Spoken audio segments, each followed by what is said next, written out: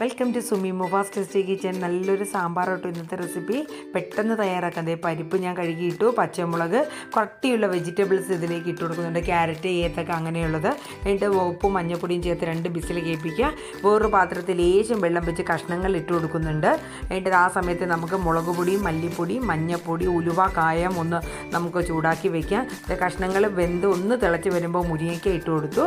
ഒരു ചീനിച്ചട്ടിയിൽ നമുക്കൊന്ന് ചെറുതായിട്ട് വഴറ്റി വെണ്ടയ്ക്കയും തക്കാളിയും കൂടെ ഒന്ന് വഴറ്റി ഇതിലേക്ക് ഇട്ട് കൊടുത്ത് ഇതൊന്ന് ലോ ഫ്ലെയിമിൽ വേവുമ്പോൾ നമ്മുടെ കുക്കറിൽ നമ്മുടെ പരിപ്പും ആ കഷ്ണങ്ങളൊക്കെ ഒന്ന് വെന്ത് പാകമായിട്ടുണ്ട്. അതിലേക്ക് ലേശം വാളംപുളിയും കൂടെ ഒഴിച്ച് നമ്മുടെ ആ മസാല മുളക് പൊടി വറുത്തതും കൂടെ ചേർത്ത് ഒന്ന് തിളപ്പിച്ച് ഈ കഷ്ണത്തിലേക്ക് ഇട്ട് കൊടുത്തു കഴിഞ്ഞാൽ സാമ്പാറിൻ്റെ കൂട്ടൊക്കെ ഇവിടെ തയ്യാറായി.